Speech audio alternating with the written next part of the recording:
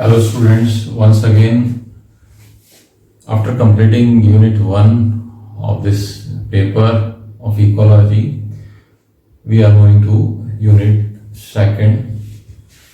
Unit 2 में आपको जो पढ़ना है, जैसा कि आपके सिलेबस पे लिखा हुआ है, वो ये role of physical factors. Physical factors को देखें अपन, उससे पहले अपने को एनवायरनमेंट की डेफिनेशन पता होना चाहिए कि एनवायरनमेंट किसे कहते हैं। तो एनवायरनमेंट अपने चारों तरफ जो भी है, चाहे वो लिविंग कंपोनेंट्स है, चाहे वो लिविंग के अलावा नॉन लिविंग कंपोनेंट्स है, कलेक्टिवली दे फॉर्म है एनवायरनमेंट। और जिस भी प्लेस पे कोई भी ऑर्गेनिज्म प्रेजेंट होता है नॉर्मली, वो उसका नेचुरल हैबिटेट कहलाता है। तो ये बेसिक चीज है इकोलॉजी से जुड़ी हुई। इन फिजिकल फैक्टर्स के अंदर, चूंकि आप एमएससी के लेवल पे पढ़ने का आपका जो ऑब्जेक्टिव है, तो ये फिजिकल फैक्टर्स बेसिकली आप खुद सोच सकते हैं नॉन लिविंग होते हैं या एबायोटिक होते हैं। इनमें इंक्लूडेड है factors like temperature, light, atmosphere में प्रेजेंट गैसेस, मीडिया जिसमें वो ऑर्गेनिज्म प्रेजेंट रहता है, लिक्विड है या कैसा है, सबस्ट्रेटम आधार जिसपे वो प्लांट ग्रो करता है या एनिमल ग्रो करता है, वो सबस्ट्रेटम कहलाता है। और जिस भी एनवायरनमेंट में वो ऑर्गेनिज्म रहता है, वहां का क्लाइमेट किस तरह का है, किसी भी जगह का एवरेज वेदर वहां का क्लाइमेट कहलाता है। तो ये इंपॉर्टेंट पैरामीटर्स हैं जिनको अपने को डिटेल में पढ़ना है इस यूनिट के अंदर। तो ये जो टॉपिक है एक बड़ा टॉपिक है अपने आप में, और इसमें ये सारे कंटेंट इंक्लूडेड है। इसको मैंने बोर्ड पे मेंशन किया हुआ है। जैसा कि मैंने बताया कि फिजिकल फैक्टर्स कैसे हैं, नॉन लिविंग है। इसके अलावा जो लिविंग फैक्टर्स होते हैं जो कि ऑर्गेनिज्म को अफेक्ट करते हैं, आपस में उनमें इंटरेक्शन होता है, वो फैक्टर्स बायोटिक फैक्टर कैटेगरी में आ जाते हैं, लिविंग फैक्टर्स कहलाते हैं। उनमें जितने भी लिविंग ऑर्गेनिज्म हैं, चाहे वो प्लांट्स हो, एनिमल्स हो, माइक्रोब्स हो, फंगस हो, वो सारे लिविंग की कैटेगरी में ऐड हो जाते हैं। बाकी ये जितने फैक्टर्स आपके इस यूनिट में मेंशन है, वो सारे एबायोटिक फैक्टर्स हैं, है ना, नॉन लिविंग फैक्टर्स हैं, जो कि लाइफ को अफेक्ट करते हैं, चाहे वो प्लांट्स की हो, चाहे वो एनिमल्स की हो, चाहे वो माइक्रोब्स की हो, चाहे वो फंगस की हो, उनको सबको ये अफेक्ट करता है। अब एक पॉइंट यहाँ पर ये आता है कि आप पढ़ रहे हैं जूलॉजी के एंगल से, तो अपना जो फोकस रहेगा वो बेसिकली एनिमल्स को टारगेट करके रहेगा इन सभी टॉपिक्स में। हालांकि अपन प्लांट्स वाले पार्ट को भी कवर करेंगे, लेकिन अपना जो फोकस रहेगा वो किस पे रहेगा, एनिमल्स के पॉइंट ऑफ व्यू से इन सारे पैरामीटर्स को अपन कंसीडर करेंगे।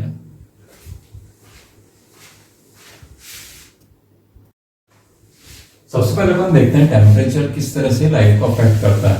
तो इसको अपन बड़े कह सकते हैं ना, बेसिक लेवल से अगर अपन देखेंगे तो टेम्परेचर का जो इफेक्ट है वो सभी जीवों पे होता है, सभी सजीवों पे होता है। प्लांट्स के अंदर, एनिमल्स के अंदर, माइक्रोब्स के अंदर, सभी के अंदर टेम्परेचर जो होता है वो शरीर की क्रियाओं को प्रभावित करता है। अपने पास में जो सोर्स ऑफ एनर्जी है, सोर्स ऑफ हीट है, अल्टीमेटली वो ले दे के सन होता है, सूर्य से आने वाली ऊष्मा। उसको प्लांट्स जो होते हैं वो ट्रैप करते हैं, फोटोसिंथेसिस होता है, उससे वो फूड बनाते हैं, स्टार्च का सिंथेसिस होता है, वो फूड फिर आप सब जानते हैं कि वो फूड चेन में आगे बढ़ता है। तो ऊर्जा का प्रवाह होता है खाद्य श्रृंखला में। एक होता है producer, primary consumer, secondary consumer, tertiary consumer, इस तरह से वो एनर्जी आगे फ्लो करती है। और कुछ जो हीट है, कुछ जो एनर्जी है वो हीट के फॉर्म में लॉस हो जाती है या एनवायरनमेंट में ट्रांसफर हो जाती है। अब वो हीट का ट्रांसफर हो सकता है रेडिएशन के द्वारा हो। रेडिएशन का मतलब ये कि मान लीजिए ये कोई एक बॉडी है, इससे हीट रेडिएट करके निकल गई बाहर। कंडक्शन द्वारा होता है, इसके संपर्क में कोई वस्तु है, उसको वो हीट ट्रांसफर कर देगी। कन्वेक्शन है, उसमें भी हीट ट्रांसफर दूसरे मेथड से हो जाती है। तो ये हीट ट्रांसफर के मेथड है। तो अपन यहाँ पर क्या की पॉइंट समझ रहे हैं कि जो एनर्जी है, जो ऊर्जा है, वो किससे प्राप्त हुई, बेसिकली टेम्परेचर से। टेम्परेचर एक क्या कह सकते हैं ना, अर्थ का टेम्परेचर, उसको मेंटेन रखना वो अपने आप में एक अलग सब्जेक्ट है, अपन उसमें नहीं जाना चाह रहे। लेकिन यहाँ पर टेम्परेचर को अपन किस एंगल से समझ रहे हैं कि वो लाइफ को किस तरह से अफेक्ट कर रहा है। लाइफ को किस तरह से अफेक्ट कर रहा है, उसके लिए अपन ने क्या लिखा है कि जो एरियल जंतु हैं, एरियल जीव हैं, वायु में रहने वाले जीव हैं, या जो स्थलीय जीव हैं उनके लिए टेरेस्ट्रियल टेम्परेचर उनको अफेक्ट करता है, और जो जलीय जीव है उनको जल का तापमान जो है वो नियंत्रित करता है। तापमान का सोर्स क्या है? हीट। कहां से आ रही है? सूर्य से, सन से आ रही है। ठीक है, जीवों और उनके एनवायरनमेंट के मध्य, जिस भी एनवायरनमेंट में वो जीव रह रहे हैं, कंटिन्यूअसली एनर्जी का एक्सचेंज होता है, ट्रांसफर होता है। आप पढ़ते हैं एक खाद्य श्रृंखला को या खाद्य जाल को, फूड चेन को या फूड वेब को, उसमें एक ट्रॉफिक लेवल से दूसरे ट्रॉफिक लेवल, दूसरे ट्रॉफिक लेवल से तीसरे ट्रॉफिक लेवल, हर ट्रॉफिक लेवल पे ये ट्रांसफर होती है। तो सारी की सारी एनर्जी आगे तो जाती नहीं है, कुछ का लॉस भी होता है, उसको अपन अभी नहीं पढ़ रहे, लेकिन ये बेसिकली क्या है? ये हीट ट्रांसफर ऊर्जा के रूप में होती है। बेसिकली मैक्सिमम एनर्जी जो होती है एक फूड चेन में अगर अपन देखें तो एक ट्रॉफिक लेवल से दूसरे ट्रॉफिक लेवल पर, यानी कि मान लीजिए अगर प्रोड्यूसर प्लांट्स हैं तो वो एनिमल जो शाकाहारी जंतु हैं उन तक वो किस रूप में जा रही है? वो भोजन के रूप में ऊर्जा जा रही है। कुछ लॉस भी हो जाता है। ये लॉस कैसे हो रहा है? या तो रेडिएशन के थ्रू हो रहा है, शरीर से हीट लॉस जिसको अपन कहते हैं, कंडक्शन के थ्रू हो रहा है, जानवर कहीं पे बैठ गया जमीन में हीट जा रही है ना, तो ये कंडक्शन, कन्वेक्शन, इस तरह के मेथड्स हैं जिनके द्वारा ऊष्मा का ट्रांसफर होता है, बेसिकली हीट का ट्रांसफर होता है। एक पॉइंट क्लियर हो गया। अब अपन इसी से जुड़े हुए कई पॉइंट देखेंगे कि टेम्परेचर बॉडी के या जीवों के किस किस प्रोसेस को अफेक्ट कर सकता है। तो अपन सबसे पहले जो पॉइंट यहाँ पे स्टडी करने जा रहे हैं वो है कि effect of temperature on metabolism. जीवों के शरीर में चल रही उपापचयी क्रियाएं वो तापमान से नियंत्रित रहती हैं। बात को गौर से सुनिए आप। जीवों में चल रही जितनी भी जैविक क्रियाएं वो किससे कंट्रोल हो रही? टेम्परेचर से। बिकॉज जितने भी बॉडी के अंदर जो बायोकेमिकल रिएक्शन है, जो जैव रासायनिक क्रियाएं हैं, वो किससे प्रेरित है? एंजाइम से। और एंजाइम्स का एक प्रॉपर्टी होती है कि टेम्परेचर रेंज में वो ऑप्टिमम एक्टिविटी शो करते हैं। एंजाइम वो ऑप्टिमम एक्टिविटी बेसिकली होती है बॉडी टेम्परेचर पे, शारीरिक तापमान। मान लीजिए अगर अपन अपनी बात करें, बॉडी का टेम्परेचर 37 डिग्री, तो 37 पे ही ऑप्टिमम टेम्परेचर पे ही बॉडी के एंजाइम्स वर्क करेंगे। एंड डिपेंड करता है एनिमल कौन सा है या प्लांट कौन सा है, वहां पे वो एंजाइम्स एक पर्टिकुलर टेम्परेचर की रेंज में ही काम करेंगे। तो एंजाइम काम करेंगे तो जाके एनर्जी प्रोडक्शन होगा, एंजाइम काम नहीं करेंगे तो एनर्जी प्रोडक्शन भी नहीं होगा। तो एंजाइम की एक्टिविटी किससे अफेक्टेड हो रही है? टेम्परेचर से। तो temperature affects the enzymatic activity, और एंजाइमेटिक एक्टिविटी जब अफेक्ट होती है तो एनिमल का मेटाबॉलिज्म अफेक्ट होता है और एनिमल का बॉडी टेम्परेचर अफेक्ट होता है। अब अगर इसी पॉइंट को थोड़ा सा इलैबोरेटली लें, थोड़ा सा अपन एक्सपेंड करके देखें, तो प्लांट्स में कई ऐसी क्रियाएं हैं जो डायरेक्टली टेम्परेचर पर डिपेंडेंट है। सीधी की सीधी किस पे निर्भर है? वो तापमान पे निर्भर है। फॉर एग्जाम्पल ट्रांसपिरेशन, प्लांट्स में होने वाली क्रिया, पत्तियों से या सतह से वाष्पीकृत होकर जल का उड़ना, फोटोसिंथेसिस प्रकाश पे निर्भर क्रिया है। पादपों में श्वसन दर, जंतुओं में श्वसन दर, ब्रीदिंग रेट, सीड जर्मिनेशन, बीज के उगने की क्रिया, ये तापमान निर्भर है। और जैसे कि मैंने बताया आपको, एनिमल्स में मेटाबॉलिक रेट ये एंजाइम से डायरेक्टली रिलेटेड है ना। तो ये सारी एक्टिविटी टेम्परेचर से अफेक्ट होती है। एक स्टैंडर्ड रेंज में जिस भी हैबिटेट में जंतु रहता है वहां पे जो टेम्परेचर है अकॉर्डिंगली वो एनिमल वहां पे रहने के लिए अनुकूलित रहता है, अडोप्टेड रहता है। अगर अपन उसको टेम्परेचर रेंज से बाहर कर देंगे, उसकी मेटाबॉलिक एक्टिविटी कम हो जाएगी। ठीक है, तो इसी पॉइंट को अपन आगे पढ़ते हैं।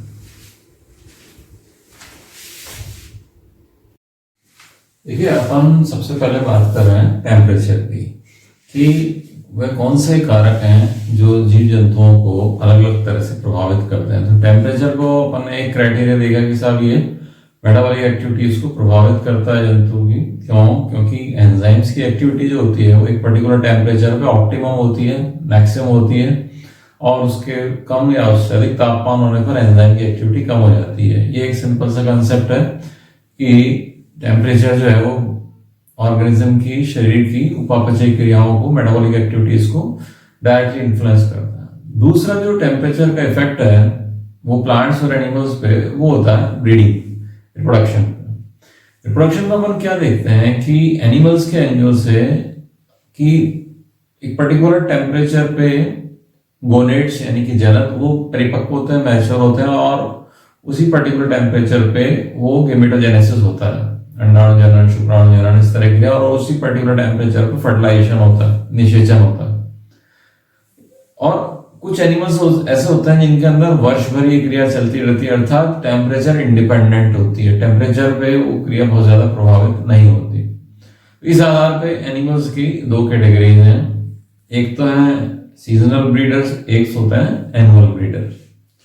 तो अपन क्या देखते हैं कि जो सीजनल ब्रीडर्स हैं, जो एक पर्टिकुलर सीजन में, एक पर्टिकुलर ऋतु में प्रजनन करते हैं, उनमें प्रजनन की ऋतु या रिप्रोडक्टिव सीजन या ब्रीडिंग सीजन वो ऐसा होता है जिसमें अंडे देने की क्रिया से लेके नवजात के जन्म और नवजात की फीडिंग, नवजात की सुरक्षा, उसका आवास, उन सब चीजों के साथ में कोऑर्डिनेशन होता है, तालमेल होता है। मान लीजिए एक बर्ड है, एक चिड़िया है, उसने एक पर्टिकुलर ब्रीडिंग सीजन में एग लेइंग की, अंडे दिए। अब अंडे देने के बाद में अंडे देने से लेके अंडों की सुरक्षा, अंडों से नवजात के बाहर आने की क्रिया, उन नवजात की सुरक्षा, नवजात के भोजन की उपलब्धता, ये सारा सिंक्रोनाइज वे में चलता है। किसके साथ में? प्लांट्स के साथ में। क्योंकि ज्यादातर बर्ड्स जो होते हैं वो डायरेक्टली इनडायरेक्टली प्लांट्स के साथ में रिलेटेड रहते हैं। पता लगा साहब ब्रीडिंग सीजन इस तरह का है कि वो सूखा पड़ रहा है, उस टाइम पे पतझड़ चल रही है, तो वो फिर सक्सेसफुल नहीं होगा।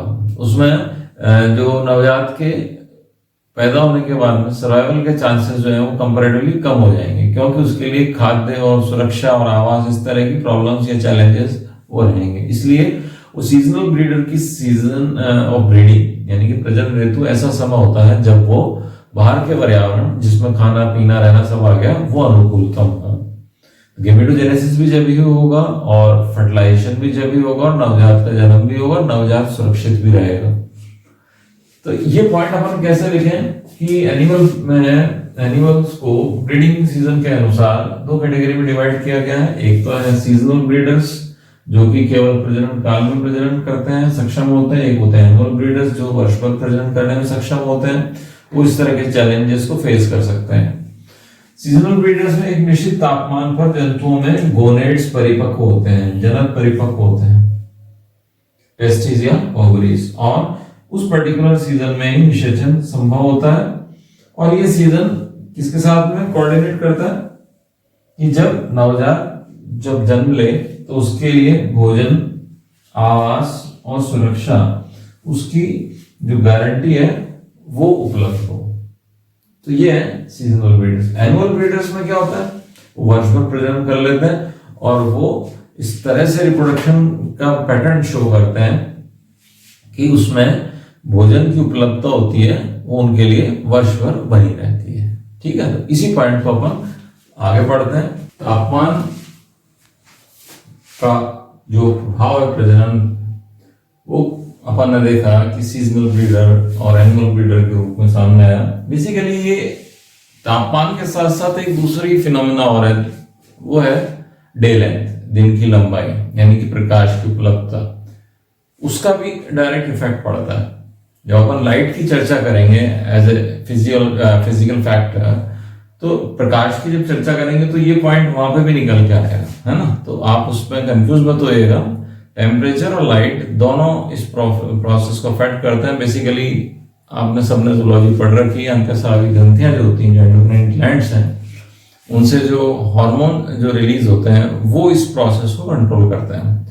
तो अपन ने देखा कि साहब जो रिप्रोडक्शन है, जब एक फीमेल एग लेइंग करेगी, अंडे देगी, उस आधार पे अपन ने स्तनधारी वगैरह की बात करें तो दो तीन कैटेगरी निकल के रहती है सामने। साहब एक तो है मोनोईस्ट्रस, साल में एक ही बार प्रजनन ऋतु आएगी, फीमेल जो है साल में एक ही बार एग रिलीज करेगी, उसी समय प्रजनन होगा।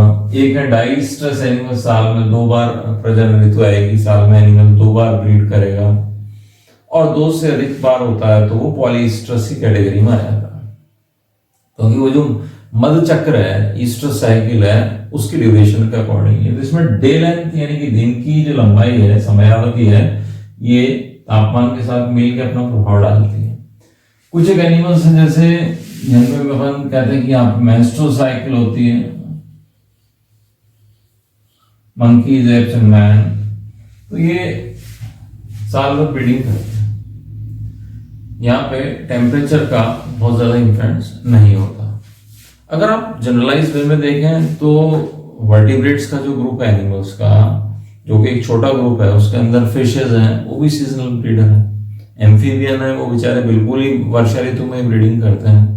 ठीक है, तो वहां पे दूसरे भी फिनोमिना ऐसे हैं जो कि ब्रीडिंग प्रोसेस को अफेक्ट करते हैं। ठीक है, तो यहाँ पर हम बात करें टेम्परेचर के लिए, तो टेम्परेचर के लिए अपन इतने पॉइंट्स ध्यान रखें कि टेम्परेचर से गोनेट्स अफेक्ट होते हैं, गोनेट्स अफेक्ट होते हैं यानी कि गेमीट्स का फॉर्मेशन अफेक्ट होता है, गेमीट्स का मैच्योरेशन अफेक्ट होता है, फर्टिलाइजेशन का प्रोसेस अफेक्ट होता है, और उससे फिर प्रोडक्शन अफेक्ट होता है। ठीक है, अपन देखते हैं कि जंतुओं में जो ब्रीडिंग रेट, प्रजनन दर है, उसके लिए बायोलॉजी में एक शब्द है फिकंडिटी, और इसका सीधा सीधा रिलेशनशिप होता है किससे? फिनोलॉजी से। फिनोलॉजी का अर्थ होता है प्लांट्स के अंदर फ्लावरिंग सीजन। बात वही आ जाती है कि एनिमल्स में ब्रीडिंग सीजन नॉर्मली जब रहता है जब उनके वातावरण में, उनके एनवायरनमेंट में, उनके इकोसिस्टम में जब भोजन, आवास और सुरक्षा, ये सारी जितनी रिक्वायर्ड है उतनी उपलब्ध हो।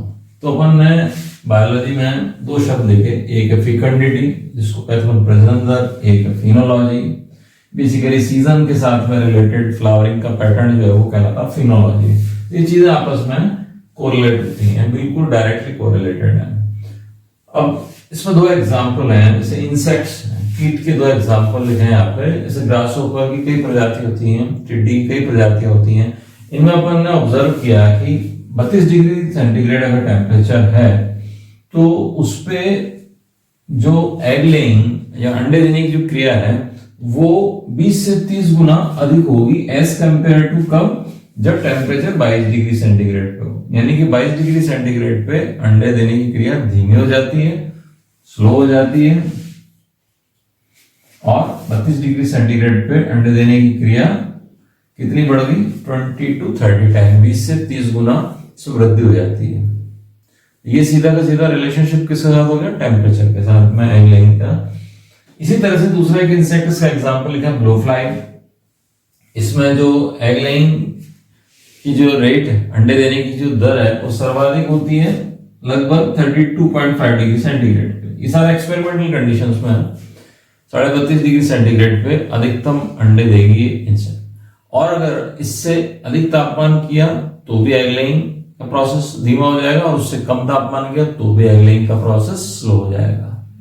ठीक है, तो इस तरह से हम नहीं कह सकते हैं कि टेम्परेचर का एनिमल्स और प्लांट्स के जो है ब्रीडिंग सीजन पे डायरेक्टली इन्फ्लुएंस होता है।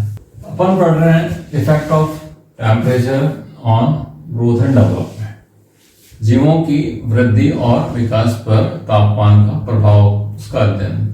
इसको सरलता से समझने के लिए दो कैटेगरी में डिवाइड कर दिया, एक टेम्परेचर का इफेक्ट प्लांट्स पे, एक टेम्परेचर का इफेक्ट एनिमल। अगर अपन बात करें effect of temperature on plants, पादपों पे तापमान का क्या प्रभाव पड़ता है, तो अपन ने थोड़े दिनों पहले टर्म्स लिखी थी, स्टीनो, यूरी, इस तरह की टर्म्स लिखेंगे, स्टीनो हेलाइन, स्टीनो थर्मल, है ना, स्टीनो थर्मल, यूरी थर्मल, ऐसे। तो ये टर्म्स अपने को याद रखनी है कि जो नैरो रेंज तापमान की सहन कर सकता है, बर्दाश्त कर सकते हैं, और एक है यूरी जो ब्रॉड रेंज बर्दाश्त कर सकते हैं, बहुत कम भी बहुत ज्यादा भी।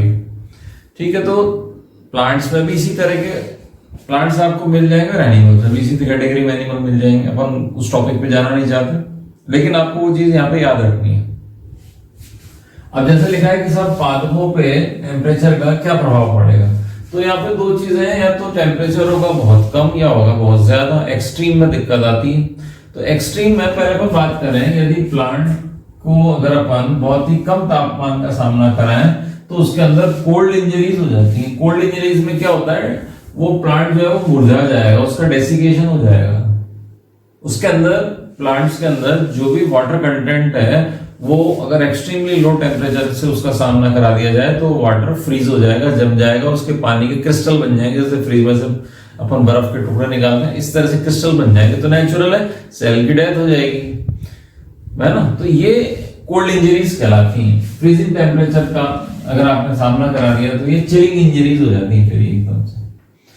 और ऐसे में क्या होगा कि प्लांट की जो फिजियोलॉजिकल एक्टिविटी है वो भी धीमी हो जाएगी, है ना। तो ट्रांसपिरेशन की दर भी कम हो जाएगी, जड़ों से जो जल का अवशोषण होता है वो भी कम हो जाएगा लो टेम्परेचर पे, है ना। दूसरी कंडीशन है कि अगर अपन ने ये टेम्परेट कंडीशन यानी कि गर्म स्थानों वाले प्लांट्स को अपन ने एक्सट्रीमली लो टेम्परेचर का सामना करा दिया तो वहां पर भी ये प्रॉब्लम आती है कि पानी के क्रिस्टल्स बन जाते हैं, सेल्स की डेथ हो जाती है इसमें।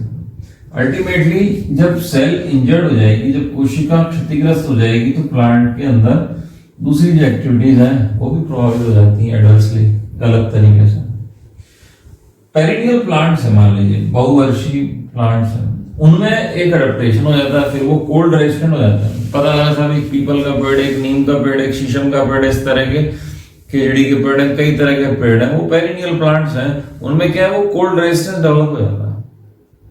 एक तो ऐसा कि सब बिल्कुल ही सीजनल प्लांट था कि जैसे सर्दी पड़ी वो खत्म हो गया।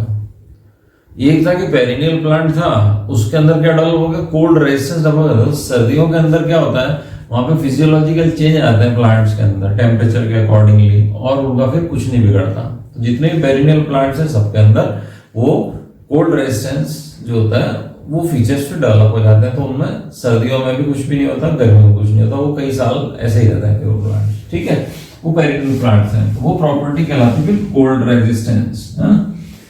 अगर मान लीजिए आपने एनुअल प्लांट को हाई टेम्परेचर का सामना करा दिया, प्लांट की लाइफ में 6 महीने और एकदम से एक्सट्रीम टेम्परेचर है, तो हीट इंजरी हो जाएगी, ट्रांसपिरेशन की दर बढ़ जाएगी, प्रोटीन मेटाबॉलिज्म की दर बढ़ जाएगी, है ना, रेट ऑफ रेस्पिरेशन इंक्रीज हो जाएगी। तो ये सारे फीचर्स हाई टेम्परेचर का सामना कराने पर सामने आते हैं। अल्टीमेटली प्लांट की ग्रोथ रुकेगी और प्लांट की डेथ भी हो सकती है। ये मोटे तौर पर अपने को दिमाग में रखना है कि प्लांट दो तरह के हैं, एक तो है एनुअल प्लांट, एक है पेरिनियल प्लांट, ठीक है। दोनों पे ही टेम्परेचर का इफेक्ट अलग अलग होता है। Perennial plant generally cold resistance होते हैं, एनुअल प्लांट जो होते हैं वो बहुत जल्दी लो या हाई टेम्परेचर के साथ एक्सपोज होने पर उनमें डैमेज होने का डर रहता है, ठीक है। तो ये हो गई प्लांट्स की संदर्भ में टेम्परेचर से रिलेटेड एक पॉइंट। तापमान का जंतुओं पे जो प्रभाव होता है वो बिल्कुल अलग ढंग से समझना पड़ता है, क्योंकि एनिमल्स जो होते हैं उनकी जो उपापचय क्रिया है उनकी दर अधिक होती है प्लांट्स की तुलना में, क्योंकि जंतु मोस्टली एक प्लेस से दूसरी जगह पे मूव कर सकता है, इसलिए उनकी एनर्जी रिक्वायरमेंट्स भी ज्यादा होती हैं। तो थर्मोरेगुलेशन यानी कि तापमान नियमन एक इस प्रकार का फिनोमेना है जो अपने आप में एक बड़ा टॉपिक है। अपन बेसिकली टेम्परेचर को पढ़ रहे हैं, नहीं कि थर्मोरेगुलेशन को। टेम्परेचर का एनिमल्स पे जो इफेक्ट होता है उस बेसिस पे अपन कई क्राइटेरिया डिसाइड कर लेते हैं, जैसे कि क्लासिफिकेशन के लिए या फिर एनिमल्स को कैटेगराइज करने के लिए ग्रोथ एंड डेवलपमेंट की जो प्रोसेस होती है उस पे टेम्परेचर का क्या इफेक्ट पड़ेगा। तो तापमान सहन करने की क्षमता के आधार पर जंतु दो प्रकार के हैं। स्टीनोथर्मल जो कम टेम्परेचर वेरिएशन की रेंज में सरवाइव कर सकते हैं, यानी कि या तो बिल्कुल ठंड में रहेंगे या बिल्कुल गर्मी में रहेंगे, है ना। एक्सट्रीम में वो रह सकते हैं, लेकिन एकदम उनको चेंज करते ही उनका सर्वाइवल फिर उस पर क्वेश्चन मार्क लग जाता है। एक होता है यूरिथर्मल यानी कि वाइड रेंज ऑफ टेम्परेचर, यानी कि बढ़ते हुए भी और घटते हुए भी भिन्न भिन्न प्रकार के तापमान में वेरिएशन आने के बावजूद भी वो सर्वाइव कर जाते हैं, तो वो इस कैटेगरी में यूरिथर्मल होते हैं। तो वो अधिक तापमान रेंज में रहने में सक्षम होते हैं। ये बेसिकली डिपेंड करता है बहुत सारे फीचर्स पे, बहुत सारे फिनोमेना पे। हार्ट किस तरह का है, 2 चैम्बर्ड है, 3 चैम्बर्ड है, 4 चैम्बर्ड है, ब्लड सर्कुलेशन किस तरह का है ना, सिंगल सर्किट सर्कुलेशन है, डबल सर्कुलेशन है, वो सारे बिल्कुल एक फिजियोलॉजी का टॉपिक हो जाएगा, फिर अपन उसमें चले जाएंगे। तो एक और पॉइंट है जो यहाँ पे मेंशन किया है मैंने, जंतु वर्गीकरण में टेम्परेचर एक इंपॉर्टेंट बेसिस जो है वो बन जाता है कि टेम्परेचर रेगुलेट करने, टेम्परेचर को रेगुलेट करने या नियंत्रित करने के आधार की क्षमता के आधार पर जंतु दो प्रकार के हैं। ये अपन 10th 11th से पढ़ते आ रहे हैं, पॉइकिलोथर्मल या एसिम्प्थोटिक या एक्टोथर्मल या कोल्ड ब्लडेड। दूसरे हैं होमियोथर्मल या समतापी या एंडोथर्मल या वार्म ब्लडेड। तो अपन पहले इनको समझ लेते हैं, इन टर्म्स को ब्रीफ में अपन समझ लेते हैं, उसके बाद अपन आगे बढ़ेंगे। बेसिकली एनिमल्स को दो कैटेगरी में डिवाइड किया गया है थर्मोरेगुलेशन के बेसिस पे। जैसे मैंने बताया, एक है पोइकिलोथर्मल, एक है होम्योथर्मल। पोइकिलोथर्मल और होम्योथर्मल होना ये सिर्फ एक प्रॉपर्टी है। अगर आप देखें कि पोइकिलोथर्मल जंतु हैं, उनमें क्या गुण पाया जाता है, तो उनके शरीर का तापमान सराउंडिंग टेम्परेचर के अकॉर्डिंगली चेंज हो सकता है। यानी कि एक फ्रॉग है, उसको आपने 20 डिग्री सेंटीग्रेड वाले पानी में डाल दिया तो उसके बॉडी का टेम्परेचर भी 20 डिग्री सेंटीग्रेड हो जाएगा, अर्थात वो सर्वाइव नहीं कर पाएगा। As simple as this. यदि एक फ्रॉग है, उसको आपसे कोई कह दे कि साहब इसको 50 डिग्री 45 डिग्री सेंटीग्रेड पर टेम्परेचर पर रख दिया तो क्या होगा, तो फ्रॉग विल डाई, मर जाएगा वो। क्यों? क्योंकि उसका तापमान सराउंडिंग टेम्परेचर के साथ में सीधा चेंज हो सकता है, वो टेम्परेचर रेगुलेशन नहीं शो करता। इसी तरह से फिशेस के साथ में, इसी तरह से रेप्टाइल्स के साथ में। तो ये है थर्मोरेगुलेशन। अपन इसकी फिजियोलॉजी नहीं पढ़ रहे हैं, सिर्फ एक प्रॉपर्टी पढ़ रहे हैं। इन जंतुओं को बॉडी का टेम्परेचर मेंटेन करने के लिए सराउंडिंग एनवायरनमेंट से हीट चाहिए होती है, ऊष्मा चाहिए होती है। और सराउंडिंग टेम्परेचर में अगर आप कहें कि हीट का सोर्स क्या है, ऊष्मा का स्रोत क्या है, तो वो सन से आने वाली हीट है, सूर्य से आने वाली ऊष्मा है। उसी की सहायता से वो बॉडी का टेम्परेचर रेगुलेट करने का प्रयास करते हैं, एफर्ट करते हैं। इसीलिए वो असमतापी कहलाते हैं। अगर एडवर्स कंडीशन आ जाए, मान लीजिए बहुत ज्यादा सर्दी पड़ गई, तो भी वो छुप जाएंगे, अपनी बॉडी की फिजियोलॉजिकल एक्टिविटीज को मिनिमम लेवल पे ले जाएंगे। रिप्रोडक्शन की रेट बिल्कुल स्लो हो जाएगी, ब्रीदिंग रेट बिल्कुल स्लो हो जाएगी, तो वो निष्क्रिय हो जाएंगे। तो गर्मियों में भी दर्शा सकते हैं, बहुत ज्यादा गर्मी होगी तो ग्रीष्म निष्क्रियता या एस्टाइवेशन कहलाता है। और अगर सर्दियों में ये काम हुआ बहुत ज्यादा ठंड से बचने के लिए, तो शीत निष्क्रियता या हाइबरनेशन प्रोसेस कहलाता है। तो ये चीजें मैंने यहाँ पे लिख रखी हैं। शारीरिक तापमान बाह्य तापमान के अनुसार चेंज होता रहता है। तापमान नियमन हेतु बाह्य ऊष्मा यानी कि हीट फ्रॉम एक्सटर्नल सोर्स, और वो सोर्स क्या है, सन, उससे प्राप्त होती है। और मैक्सिमम जो एनिमल्स हैं ये गर्मियों में भी और सर्दियों में भी निष्क्रिय रहते हैं। गर्मियों में जो निष्क्रियता दर्शाई जाती है, इसको हम बायोलॉजी में कहते हैं एस्टाइवेशन या ग्रीष्म निष्क्रियता। और सर्दियों में अगर निष्क्रियता दर्शाई जाती है तो कहलाती है शीत निष्क्रियता या हाइबरनेशन। इस समय मेटाबॉलिक एक्टिविटीज, उपापचय की दर अपने न्यूनतम स्तर पर रहती है। और most of the invertebrates, fishes, reptiles, amphibians ये इसी कैटेगरी में आते हैं। अब आइए आप इस पे होम्योथर्मल, समतापी जंतु। इनका टेम्परेचर, शरीर का टेम्परेचर स्थिर बना रहता है। सराउंडिंग टेम्परेचर चाहे 10 डिग्री हो जाए तो शरीर का टेम्परेचर वही रहेगा 37 डिग्री सेंटीग्रेड। ये अपने ऊपर लागू करके देख लो आप। बाहर का टेम्परेचर 45 डिग्री सेंटीग्रेड हो जाएगा तो भी अपने बॉडी का टेम्परेचर 37 डिग्री ही रहेगा। इस तरह से है, ये है समतापी। तो ये थर्मोरेगुलेशन की जो प्रॉपर्टी है, बेसिकली इवोल्यूशनरी फिनोमेना है, उद्विकासी घटना है। तापमान नियमन शरीर की उपापचय क्रियाओं से निर्मित ऊर्जा की सहायता से होता है। यहां तो अपन ने लिखा टेम्परेचर रेगुलेशन कहां से हो रहा है, सन से आने वाली हीट के द्वारा हो रहा है। यहाँ पे थर्मोरेगुलेशन कहां से हो रहा है, बॉडी के अंदर चल रही मेटाबॉलिक एक्टिविटीज से जो हीट जनरेट हो रही है उससे बॉडी का टेम्परेचर रेगुलेट हो रहा है। तो ये क्या जंतु क्या कहलाते हैं, ये जंतु कहलाते हैं एंडोथर्मल। अंदर से तापमान नियमन है, एंडोथर्मल कहलाते हैं जंतु। और ये बाह्य तापमान पर निर्भर है टेम्परेचर रेगुलेशन के लिए, तो ये क्या कहलाते हैं, एक्टोथर्मल। तो आपके सामने दो शब्द बिल्कुल साफ साफ समझ में आ गए होंगे। एक्टो मीन्स बाहर, थर्मल मीन्स टेम्परेचर, बॉडी का टेम्परेचर रेगुलेट करने के लिए सन से आने वाली हीट पे डिपेंडेंट है। एक्टोथर्मल और बॉडी के अंदर से जनरेट हीट वो टेम्परेचर रेगुलेट करने में हेल्प करती है, तो एंडोथर्मल एनिमल्स कहलाते हैं।